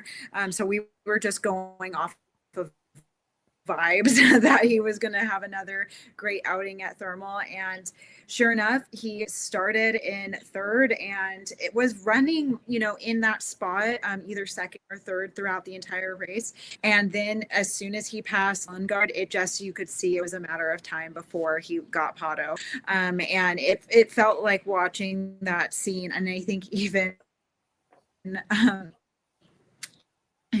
Hinch on the broadcast said it felt like watching the shark from Jaws just close in, and it was just inevitable. He was going to make up the difference, and he just had significant more pace, and to the point that Pato ended up ending like 10 seconds behind when the checkered flag dropped. So it's going to be another season of Palou. I do think having a McLaren 1-2 on pole following qualifying, that was very exciting and unexpected, because last year's Thermal Club, Alex Rossi was the only top finishing McLaren, and I don't remember off the top of my head where he finished, but it was not in a podium position. It was like top 6 or 7. So to have the McLaren have such a good outing in that capacity is very promising. We still have a lot of the season to go, including ovals, where we know historically Alex Palou is not the strongest performer in those capacities. So there are going to be opportunities, a huge off weekend for Penske. But I think this is going to be another championship year for Alex Palou and Chip Ganassi. Yeah, I don't have too much more to add. I think it was pretty straightforward. I'm glad to finally be on the board for pick a winner, I guess, along with Jeff from yesterday's pre-race show. But yeah, I mean, what more can you say about Palou at this point? Just a tremendous talent, and he's proven it here once again. This looks like the next great Ganassi IndyCar driver, like I was talking about during the NASCAR segment. They didn't have as great a history in that series when they were competing there, but nobody can question the dynasties that they've built with Dario Franchitti and Scott Dixon. Certainly looks like, not looks like, he's up to 3 championships now, isn't he? So the amount of championships that he's going to continue to win, if he can keep this pace up, he's off to a great start here in 2025. We'll see if he can hold pace here. Yeah, definitely a dream start to Alex Palou's 2025 season. And I don't really have much more to add, other than to say that if you want to win this championship this year, you want to hold the Astor Cup, you have to go through Alex Palou and that number 10 thing. Him and strategist Barry Wanzer, just a dynamic duo right now. And I've said in the past that Wanzer and Palou, they remind me of the great years we saw between Jimmy Johnson and Chad Knaus in NASCAR. I think that Palou and Wanzer, they can go on a spectacular run in IndyCars, and who knows how many more wins and championships that these two will be able to accomplish. But what Alex Palou has been doing in the NTT IndyCar Series for the last few years, just been absolutely amazing, and it's going to be interesting to see if the field can catch that number 10 team. But based on what we've seen the first 2 weekends, it's going to be really hard, to try to dethrone them, but it is still early. And now looking at McLaren, Pato O'Ward obviously didn't win the race, but he still had a great day for the team. Double podium for Pato and Lundgaard. However, it was a tough day for Nolan Siegel down in 19th place. And I know we were just talking about Red Bull driver musical chairs. Aaron McLaren and IndyCar, they've also been a team, with musical chairs. And I hate to say it for Nolan. I've said it before on these shows. If Nolan Siegel's performance doesn't pick up, I'm afraid, he might become the latest victim of musical chairs and McLaren IndyCar style, but we'll save that discussion for another day.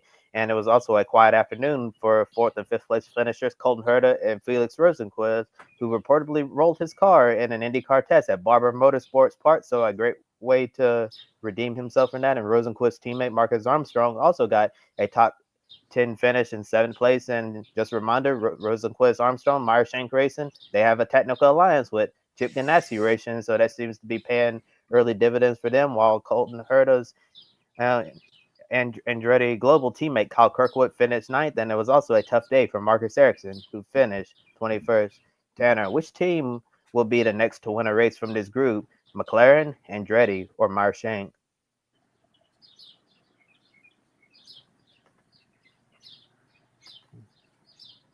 I think you're muted again. Yep.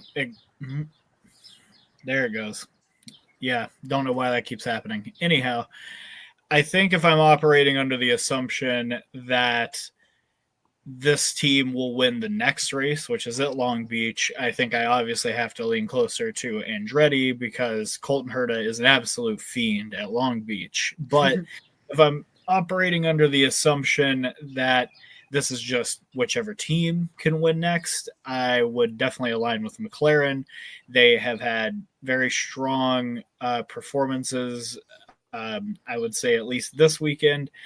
And I think that that'll help them moving forward. But at the same time, it seems like their cars can't really handle the streets as well. So maybe a more traditional road course or even an oval, say at Indianapolis, might be a bit more beneficial for their car. With that said, it's really hard to see anybody disrupting the Alex Palou show.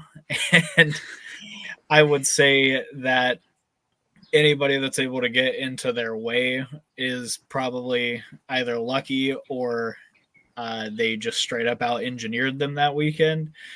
And I lived through every single championship that Jimmy Johnson won in NASCAR. And I'm not going to lie, it definitely blunted my love for the sport that I feel is so sharp now. And it's definitely hitting a lot of the same beats that Jimmy Johnson's 5 straight championship run felt for me as a NASCAR fan. And for the people that are a bit more of an ardent IndyCar enjoyer than I am, I have to just let you know that it's unrelenting and you never really know when it's going to end. And it's really unfortunate if you like somebody else, because Alex Palou is what, 26, 27 years old? Like, he's pretty young, not very long in the tooth. And you see someone like his teammate Scott Dixon still being able to compete at his age. We don't know at all when this could end. if that's the person we're able to really, measure him up against. And this is only Palou's like 12th or 13th win of his career. I think that's the part that gets, lost in all this. Like, he's not winning every weekend. He might this year, considering he's 2 for 2. But it's just so crazy when you really contextualize it. Like, the guy isn't blowing everybody's doors off by just winning a ton of races like how Johnson was, but he is doing it in a way that's just ruthlessly efficient. Like, if he's not having a race winning day, he's finishing 4th, 6th, 8th. Like, there was a whole season 2 years ago where he went no worse than 8th in any race. The guy is just relentlessly efficient. And I thought for sure when the race broadcast zapped out that I had a Pato Award victory locked up. And the race comes back on. I still felt pretty good about it. And then Alex Palou put on the softs and it was over. I genuinely thought that was too long for that particular tire compound to run at that speed, but Pato never gained any ground back. It was like those tires were just completely hooked up for him. So, yeah, out of the 3 teams that you mentioned, I would definitely lean towards McLaren winning any race next. But if we're talking about Long Beach, I would lean towards Andretti because Colton Herta is a fiend at that track, and it's a bit of home cooking for him as well. Yeah, I agree with you, Tanner. I will say, just so we're clear, I also think that Alex Palou is going to make a strong campaign once again in Long Beach. He's the resident 3rd place finisher from the 2024 race. But because you didn't ask if we thought Chip Ganassi Racing was the next team to win, Kobe, I will answer your question. As surgical as Alex Palou races, which I have some stats for you. Of course, in 2023, the Grand Prix winner at Long Beach was Kyle Kirkwood. Romain Grosjean was in 2nd place. And then your 3rd place finisher in 2023 was Marcus Ericsson. Of course, he was with Ganassi at that time. But now he is an Andretti driver, as we know, followed by Colton in 4th to support his speediness, as Tanner mentioned. Last year, of course, we had that wicked end with Scott Dixon. Colton Herta, again, right there, infamous last turn with incident with Joseph Newgarden. Of course, that happened. And then Alex Palou was right there with Newgarden dropping to 4th. Ericsson was also in the mix. So I can continue to go on, but that is an Andretti race. Fun fact, Mario Andretti is going to be one of the co-grand marshals for the 50th anniversary of the Long Beach Grand Prix this year. So I'm sure that team is going to be feeling lots of inspiration to do well, just for the history of it all. And of course, for, Mario. So I do think you're going to see an Andretti Global be in the picture at the Grand Prix of Long Beach, which is our next race on the calendar. I do think it's really exciting with the progress it seems like that was made with McLaren at this particular race.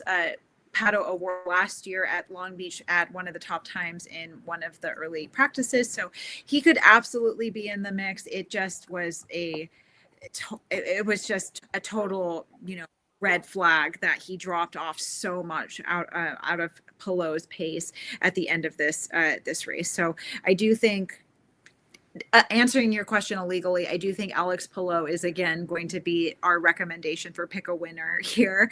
But I do think keep your eyes out for Andretti Global to do well in Long Beach. Yeah, Emily, I totally have to agree with you. I think Andretti probably, if we don't see a Penske or a Ganassi driving victory lane, I think Andretti is a safe bet because Colton Herta, Kyle Kirkwood, Marcus Ericsson, they've all won races, and had success on the street courses. It would not surprise me to see them be at the top step of the podium once we get to Long Beach. But just one last note on Alex Blow. If he continues to run this well, I wonder if he'll get back on the Formula One radar, or maybe a lot of teams were scared off after the McLaren thing, went down, and we had lawyers involved. They were in the courtroom, and it was just a messy situation that it felt like we were covering on Grit Tonight for months. So maybe if Alex Palou continues to do this, some F1 teams may come calling, or maybe not, because if I'm Alex Palou, I'd rather be up here dominating the IndyCar Series, winning races, competing for championships, and continuing to stack my resume as one of the greatest IndyCar drivers of all time someday, potentially, rather than, just race for points in Formula One, or you're in such a bad car where you're just struggling to finish inside the points. I have a feeling Palou would rather, do what he's doing now and go on a special run instead of go off to Formula One, where he might get, completely lost in the shuffle. Anybody have anything? Maybe Helmut Marko gives him a call before he calls Yuki Tsunoda. Even Alex Palou is going to get an opportunity before Tsunoda gets a shot in that second Red Bull. Who knows? In my personal opinion, I think being an IndyCar driver for Chip Ganassi is probably a better deal than being in that second Red Bull car, because that second Red Bull car might actually make Palou look human rather than, out of this world, as we've seen today at the Thermal Club. I still have no idea how he was able to make the Firestone red alternate tires work there. I honestly thought he would get close, but then, he just faded in. But for some reason, Battle Awards, Firestone blacks just were not working at all. And Palou, made it look easy once he got around him. And Pato Ward has to be wondering, like, what do I have to do? I know Pato's, one's like a small handful of races in his IndyCar career, but he's also had a lot of races, get away from him, where it looked like he was in the driver's seat to take the win, and it just wasn't meant to be, just like it was today. So we'll see if Aaron McLaren can bounce back in Long Beach and the coming races ahead on the calendar. And now we're going to talk a little bit about the two biggest controversial moments of this racing weekend. And if there were a Driver of the Day award in IndyCar, like the award in Formula One, I think Will Power might be one of the contenders to win, salvaging what was a disappointing, uncharacteristic weekend for Team Penske in qualifying. All three Penske drivers failed to advance out of Q1. Will Power drove up through the field in a caution-free race from 21st starting position to finish 6th. Newgarden moved up from 17th to 13th, so really quiet day for Joseph Newgarden there, while Scott McLaughlin finished in last place in 27th after his hybrid system overheated, but he had an eventful day when Devlin DeFrancesco, ended up spinning him out before taking the green flag. So Scott McLaughlin's day was basically over before it even began. And IndyCar on Fox, if you check out their social media pages, they posted, video footage of a heated confrontation after the race between McLaughlin and Devlin DeFrancesco. Emily, starting with you on this one, were you surprised that Team Penske seemed to completely miss the setup, rolling off the truck with all three cars? And what's your take on what happened between McLaughlin and DeFrancesco post-race? Yeah, I am really surprised that Penske was basically a non-discussion going into this race today, especially because Scott McLaughlin did so well at Thermal last year. So it seemed like he was going to be in a good spot to kind of repeat what he did. And just in general, like you kind of expect Penske to show up. So again, obviously I'll talk about that Scott McLaughlin incident in a moment, but great to see that Will Power was the biggest mover of the race to go from 21st to end his day in 6th. And then even Newgarden, he got his way up into 13th, which was an improvement from where he started as well. So good to see at least that they got some overtakes done in a caution-free race, which again, shocked that nothing other than at the very beginning of the race, technically before even the green flag flew, happened during that race, because that pavement, I just was making comments throughout the entire race, like they got to repave that. Like it looked so bumpy and so narrow, and just shocked. Obviously glad that we didn't have a yellow flag, but that could have just absolutely changed the dynamics of that race. But good for Will Power to silence some of those critics, especially with all of these discussions happening about what's in his plans, like what's the future, is he going to be with Penske? So surprising that he didn't finish higher. Going to the Scotty Mac of it all, my take, I'm one surprised that IndyCar posted that video. I mean, all of us here like very quickly clicked on it and watched it because I'm a nosy Nancy for one, but I'm really surprised that they showed that interaction, just because that feels like something that should have been worked out between the two drivers and not blasted on social media. But now that it has entered the interweb, and now we can all talk, judge, and discuss it. It seemed like a pretty black and white situation to me, that DeFrancesco was in the wrong. He had a little snap of understeer, caused him to drift into Scotty Mack and cause McLaughlin to spin out. So the fact that he was doubling down on it and using some of that language towards Scott McLaughlin and trying to make it seem like Scott McLaughlin was in the wrong. I mean, if there was ever a definition of gaslighting happening, this is a perfect example of it. It just was it was a mistake. It was an error. I wish he just would have owned up to it and been like, my bad, dude. Like, I lost control of my car and I drove into you.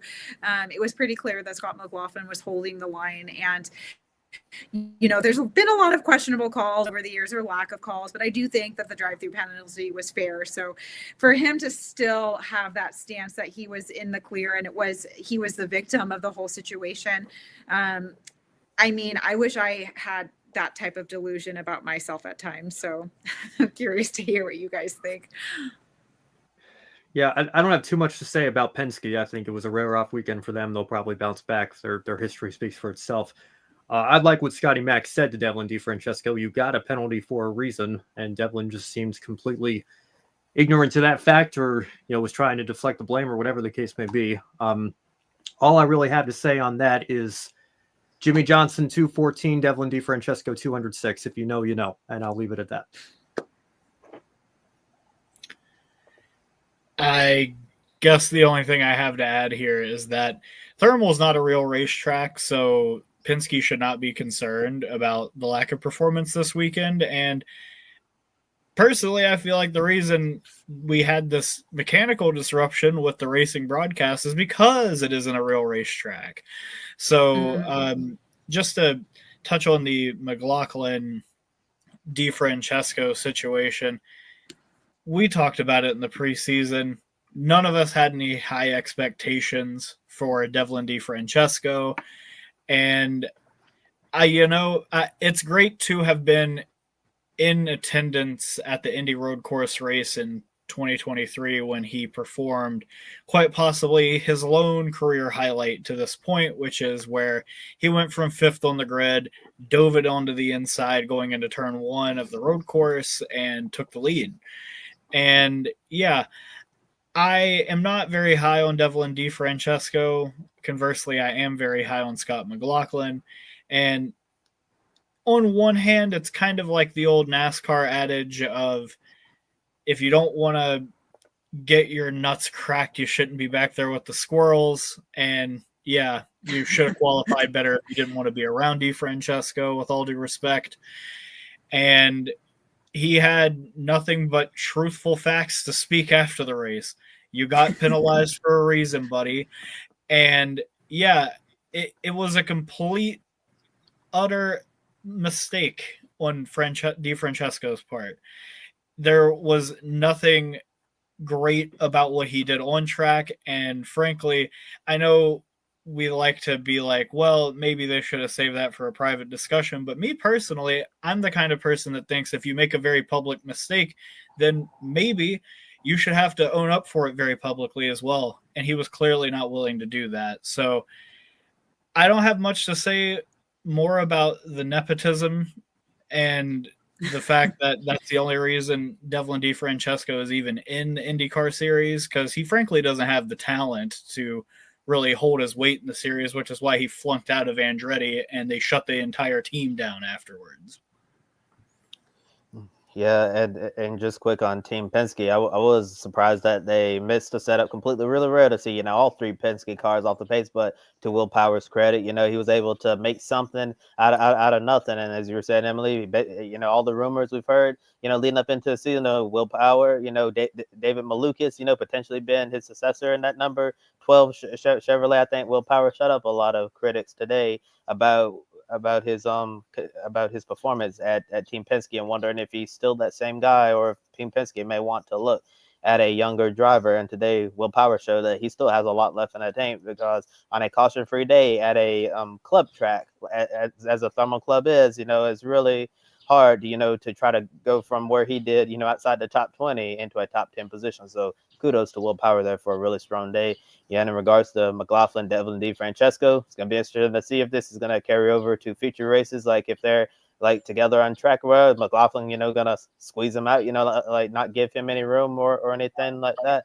Obviously, you're not going to see any retaliation, in these type of cars, like, like trying to get into the back of someone, because one, it would damage, one of their cars, and two, is extremely dangerous in an open wheel car to try to retaliate against someone. But yeah, interesting post-race discussion there. Very, very heated there. I was, surprised to see how scrappy Devlin was in that situation.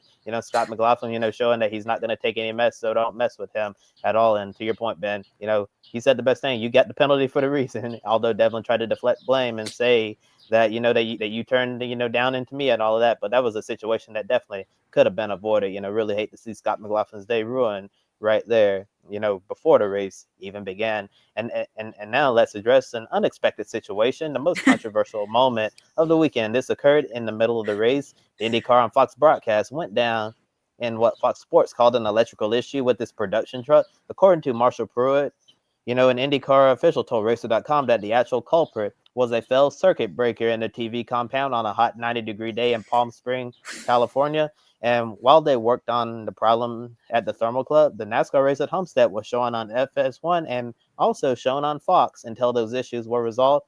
And thankfully, the broadcast resumed after being down for about 15 to 20 minutes, and we got to see the end of the race without any more technical issues. On a separate note, IndyCar president Doug Bowles spoke with Nathan Brown from the Indy Star, and Doug Bowles basically said, from now, until the IndyCar returns at Long Beach, Penske Entertainment and Fox, they're going to be doing a deep dive, into figuring out what happened and make sure that something like this never happens again. And Bowles also said this was obviously, a very disappointing situation all around. Tanner, given how optimistic IndyCar and many inside the paddock have felt about the new TV deal, how disappointing was it for this to happen so early in the partnership with Fox Sports? So I touched upon this in the previous question, and I think it probably is the only thing that really needs to be looked into. The Thermal Club is not a real racetrack. I have been banging this drum for the last year and a half. And when you aren't a real racetrack fitted to handle a race weekend, you have infrastructure problems like this. Like, it just seems so silly to go to a racetrack where nobody's actually meant to watch the race or meant to, take part in it as a,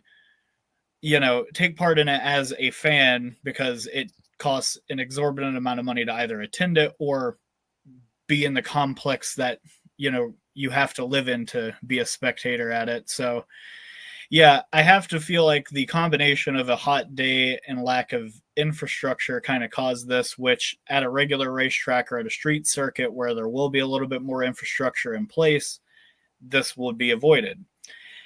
As far as Fox's quality of broadcasting and everything like that, I don't really have much to add. We all know that they are not exactly on the up and up when it comes to their motorsports offerings. And it would just be nice to see IndyCar and Formula One, or not IndyCar and Formula One, IndyCar and NASCAR be treated on a similar level to, say, the NFL, which, in my opinion, on Fox has an extremely great product that many people are excited to see on the 1 and 4 p.m. windows every Sunday. So I'm disappointed that we missed an entire chunk of that race because we raced at a track that probably isn't equipped for such an event. And hopefully we don't make this mistake again by going to Thermal Club and we go back to either Texas like we used to, or we head somewhere else that is actually fitted to host a race where fans can actually attend instead of racing in front of a bunch of million and billionaires that really just don't care, which seems pretty clear now. Yeah, I don't have too much more to add onto you, Tanner. I am going to choose to not be a negative Nancy, because I feel like I've been doing that a lot on this show, and say, let's just, kind of chalk it up to thermal not being equipped for it. I will say initially when it happened, like I was fixing myself a beverage and having, come back from creating said beverage, and I sat down and I did think for like several minutes it was my household, and I'm sure like some of our viewers can see I have spotty internet at times, so I was waiting it out, and then in our internal chat that's when I saw it was not just an Emily thing, it was like the entire broadcast. So that just it was disappointing for Fox, because this is the only way to catch it live now. You can do the IndyCar live subscription as well, but that is like 24 hours after it's airing on Fox, because they really want to have it, people tuning in. So it is unfortunate that happened, because they're putting all of their eggs in their basket to make this successful. But I'm going to say, let's write it off as thermal just not being equipped to have an event like this. And the Long Beach Grand Prix 50th anniversary, everything's going to go perfectly. These weird little graphic issues that are still happening will be fixed, and it will be hopefully the outcome that Fox has been wanting to produce the past two races. Yeah, well, I'll give credit where it's due. I mean, Fox has really pushed the marketing side of this new partnership with the Super Bowl ads and proving that they've listened to the fans. I mean, I got to admit, I was mostly tuned into a NASCAR race. I saw people talking on social media that they took the cartoon graphics away that very few people seem to be a fan of. They actually had actual images of the drivers on the graphics this weekend. So it seems like they're trying to, take advantage of this new partnership and really push it out to race fans and saying, hey, come check out what this series is all about. Come see our coverage. And then you have something like this happen in the second race. And I don't know if it was an IMS Productions issue or a Fox issue or thermal issue, whoever it was, it's simply not acceptable. And I think they know that to their credit, and are going to, as Kobe mentioned, take a good hard look at what the reason for this was and make sure it doesn't happen again. And we saw it in the past. I caught the very beginning of David Land's video that he put up after the race before we came on to do our stream. And he brought up the fact that NBC had this issue at St. Petersburg in their very first race when they had the exclusive TV rights in 2019. They had the feed go out for a little bit, and it was just the audio with a still image, and it sounded like you were listening to like a 1950s radio broadcast. That happened for about 10 to 15 laps, and that was not a good situation either. But NBC bounced back from that and gave us some pretty good coverage, I think, for the last 6 years. Maybe tailed off a little bit in their lame duck year when changed. Obviously, was Lee Diffie going over to NASCAR certainly didn't help chemistry there in that respect either. But I think as a whole, that was a relatively successful partnership. And I think this Fox deal can be a successful partnership, but this can't happen again. This cannot be the norm. And hopefully they recognize that and take every precaution to make sure that something like this doesn't happen in the future. Yeah, for sure, Ben. And it's better to have this happen now in the Thermal Club rather than the last lap of the Indianapolis 500, which will be absolutely, absolutely devastating if that were to happen. That actually happened last year in some markets, I believe. I think it was in the Midwest where it just cut off, on the very last lap. So that missed Joseph Newgarden's spectacular pass on the outside around Paddle Ward heading into turn 3. Yeah, so hopefully the situation like that doesn't happen at Indy. So for now, I trust that Penske Entertainment, Fox Sports are going to look into why this happened and make sure this never happens again. And, when you go to a new broadcast partner like this, you obviously expect to have teething, pains and all of that. So hopefully they'll get that all out of the way and we can move forward. And so this will just become a small bump in the road. And speaking of bumps in the road, Ben, World Rally Championship, they raced at Rally Kenya this weekend. I think we have a quick update on how that finished. Yeah, so I'll keep it quick. Thank you all for sticking with us here. We're coming up on 2 hours, but lots of storylines to talk about this weekend. So we want to make sure we cover all of them here. But let's do a quick update on WRC here. Elfyn Evans took the win at the Safari Rally Kenya ahead of Wojtanek and Terry Newville rounding out the podium. Newville outscored Evans in the power stage, while Takamoto Katsuda rolled over in the final stage of the weekend. Kalle Rovanperä had to retire on Sunday after electrical issues plagued his car. Evans leads Newville by 36 points after Kenya, and coming up next, the next round of rally, Islas Canarias, April 24th through 27th in the Spanish Canary Islands. So there's your brief update on WRC. As for this show tonight, let's close it out on a more positive note than the broadcast going out for a handful of laps. Emily, I think we're going to get ready for our one shining moments here. Yeah, absolutely. And to your point, Ben, what a weekend of racing. So much that happened. So many different things that we can kind of touch upon and highlight. So Tanner, starting with you, what was your one shining moment of the week? I'm going to split it up into two because they both follow the same theme. Ryan Preece charging through the field in the final stage to get a 9th place finish for the newly formed number 60 team out of RFK Racing stable. They didn't really have a great car, it seemed like, for much of the day, but once the sun started to, ease off of the track a little bit and the temperature started to cool off, it seemed like it really fit his driving style and he was able to get up there into the top 10, and it's not the first great run he's had of the year, so that's a great start for them. And in a similar vein, I also want to shine my light on Alexander Rossi with his new team, Ed Carpenter Racing. They didn't seem to have what we all thought was going to be, great speed on these road courses throughout the year, given ECR's extensive history of not really doing great on those, but to come home 9th after getting into the Fast 6 is an exceptional run in a race where we didn't have any cautions. So your competition was likely around you for much of the race. And you really got to tip your cap to that team. They've been able to put together a really solid campaign to this point. And I'm really excited to see how they'll do in May, given the speed that they have on the road courses. Yeah, and Tanner, you actually took my shining moment there. I was going to give it to Alexander Ross as well, but I'll expand upon what you said.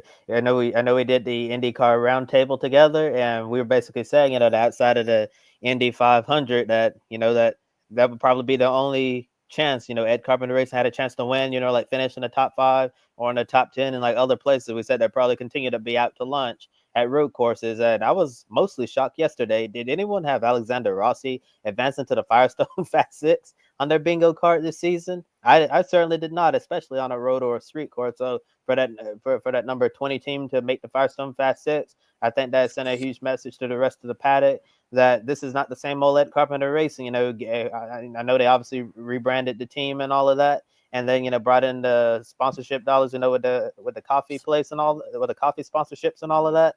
And it seems like some of the changes they've made are paying early dividends, because it's been a long time since we've seen Ed Carpenter race and look this competitive on a road or street course track. And it's going to be interesting to see what they're going to look like, once we get into more road and street courses throughout the rest of the year. And for Alexander Rossi to come away with a Firestone Fast 6 yesterday, and also 2 top 10 finishes to start off a year on a street course and on a, I guess if you want to call it a road course at Thermal Club, just absolutely spectacular for him and that number 20 team. And they may end up proving us wrong here from our great roundtable preseason prediction show.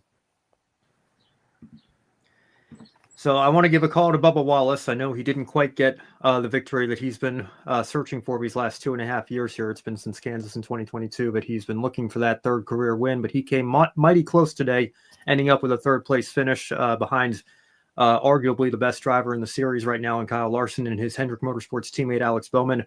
Hanging with them, finishing 3rd at Homestead, one of Larson's best tracks. I think nothing to hang his head about, finishing behind those two and showing that he has the speed and he has what it takes to be competitive in this series.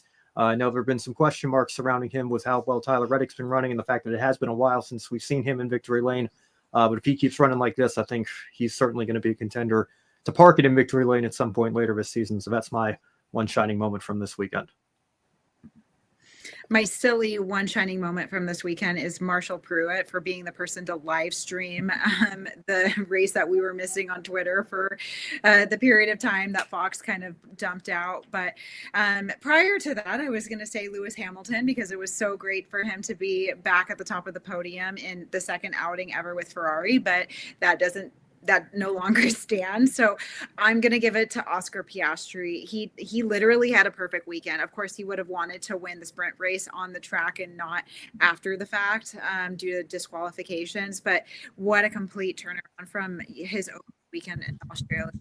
Just completely dominated. He maintained that race. At one point, he was backing up to help his teammate kind of catch up to him and finish the race strong for McLaren. So great weekend for Oscar Piastri. And I think with that, we're winding down on our show here. So Ben, why don't you close this out? Thank you, Emily. And taking a look at our upcoming schedule here as we close out tonight's show, I will be back tomorrow night, my 4th show in 4 nights, like I've mentioned, for Grid Encore with Brandon Crossland joining us once again as well. I was hoping that Kyle Larson might actually sweep the weekend. I know I'm not very pro bushwhacker, so to speak, but it would have been a really short show if Larson had swept the weekend. I don't know how much there would have been to talk about. Thankfully, Justin Allgaier swept in and gave us some somebody else parking in victory lane this weekend at Homestead-Miami Speedway. So we'll talk about him a little bit on the Encore show tomorrow. Make sure you stay tuned for that. Kobe's going to be back on Wednesday night, as always, with Joshua Birch and Matt White. And then Thursday, we'll have our NASCAR pre-race show, as we've been doing to start out the season. So make sure you don't miss that.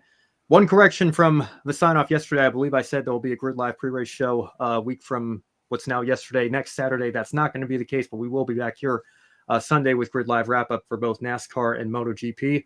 And that is the last Sunday of March, Sunday, March 30th, which means the grid ranking week 1 will be released the following Sunday. So make sure you all stay tuned for that coming out very shortly here. As I mentioned at the start of the show, thank you so much to our Patreon investors, Colin Deschelle, Mark, Robin, David, and Matthew. If you liked what you saw this evening and you want to consider joining them, you can follow the link in the video description box below to invest in us on a monthly basis, or if you'd rather make a one-time contribution instead, you can visit the Buy Me a Coffee link in the description box below, or tip us through YouTube's Super Chat or Super Thanks feature. But as always, the best way to support us is just to subscribe to us here on YouTube and hit the bell icon so that you never miss a new stream or new highlights from our shows. And you can follow us at Grid Network TV on all social media, and visit gridnetworktv.com for the newest articles online from Matthew Bro, recapping the NASCAR race today at Homestead, and Isha Bajwa as well, recapping the Formula One Academy, F1 Academy doubleheader weekend in Shanghai. Make sure you keep up with us on social media so that you don't miss any of our articles throughout the rest of the season as well. For Kobe Lambeth from Grid Tonight, for Tanner Smith from Pitbox Press, for Emily Sharp, I'm Ben Schneider from Grid Encore and LastCard.info. Thank you all so much for staying with us through a marathon show tonight. I'll see you tomorrow. Have a great rest of your weekends here and upcoming week. We'll see you very shortly. Have a good one, everybody.